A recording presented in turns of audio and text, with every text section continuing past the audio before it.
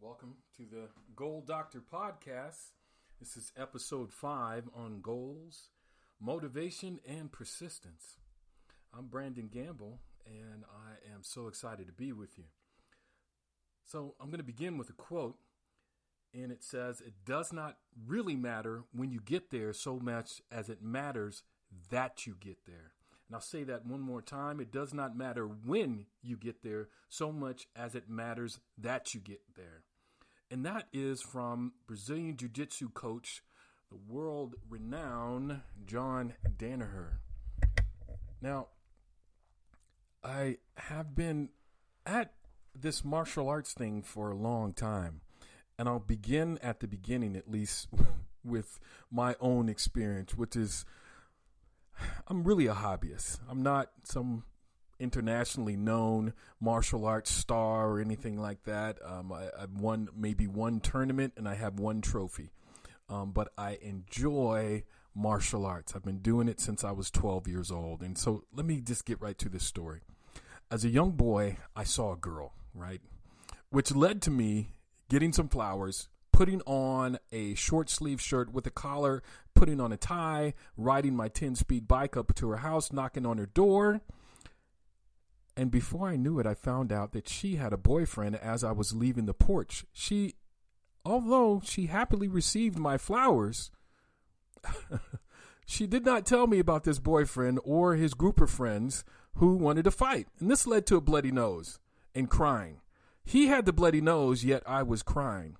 And I was afraid of his friends, and I just did not want to get into a fight again. And they were very gracious and let me go home because I wasn't following the rules of how a fight's supposed to go. I should have just walked around like I was victorious and won, but I was just too afraid of getting into a fight again. So I walked home and I told my mom about this. And my friend was already taking karate. And after that experience, my parents approved of me finally being able to take some kind of sport, and they definitely were okay with me taking karate. Now, my dad's admonishment was, and here comes the persistence part, my dad's admonishment was, I've paid for 3 months, and you're not going to quit this like you did piano. You will give it your all for 3 months. I ended up staying at it for 3 years. I earned my brown belt. I loved it there. My instructor was Sensei Jerry Brumley, who had been a Marine. He had been an officer in the Marine Corps and lived in Okinawa in Japan. And in particular, he had earned his black belt and other degrees in Shorin-ryu karate in Okinawa. And he ran the school very tough and traditional, like many other martial arts studios at the time. For those who may not have an idea what that's like, think Cobra Kai. Without a lot of the negativity, just a lot of the hard training. So important things I learned was that if I kept showing up, listening to my instructor, and practicing my forms and history, I would advance. So there are other lessons such as persistence, humility, and lifelong training that has stayed with me. Unfortunately, I had to stop training at 15 years old because I attended a boarding school or a high school where I lived on campus. And eventually I left that school and went on to college and even earned my master's degree in psychology. However, I knew I had unfinished business. So I started training again at 26 with Professor Willard Cephas. And Professor Cephas had me training with him for nearly 5 years, where I finally earned my black belt in both karate and Japanese jiu-jitsu.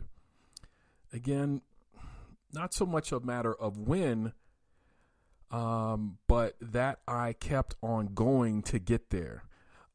It wasn't a matter of timing. It wasn't a matter of this or that. It's just a matter that I completed, that I kept going. It always stayed with me.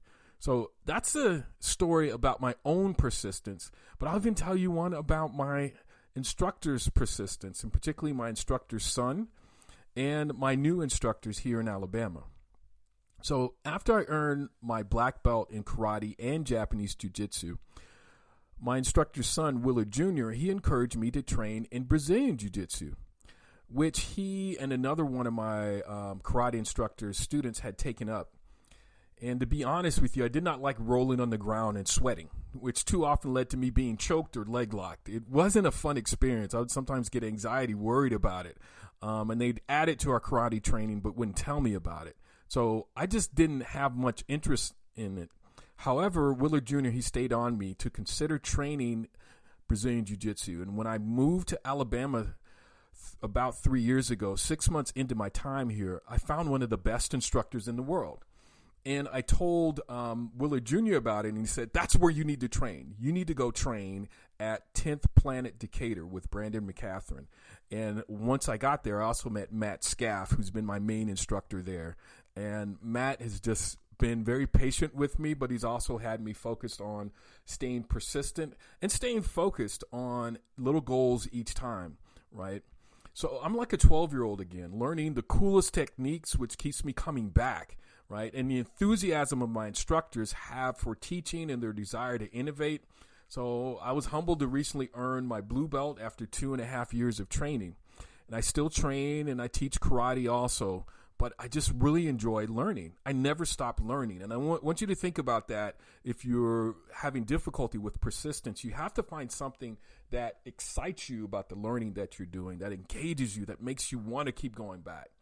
So that type of consistent training I apply to other things in life, such as doing my podcast, practicing my guitar, other aspects of my career, whether it's writing or honing my craft as a teacher.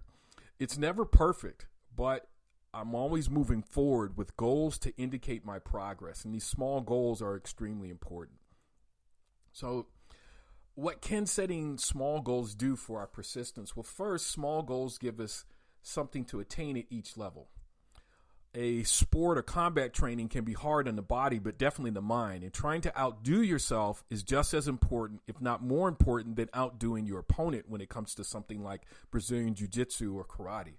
And you're really fighting against your own sense of practice, right? And your own understanding of what you put into your mind. So if I can just pause and do a little psychology thing for a minute, how we put things in our minds and how we organize what we put in our minds helps us to recall those things, right? So our emotions that we attach to what we put back there, if we make something important, we're more likely to recall it when we need it. So when you're in a fight, there are at least 2 or 3 things that you need to concentrate on as you're working on a particular technique.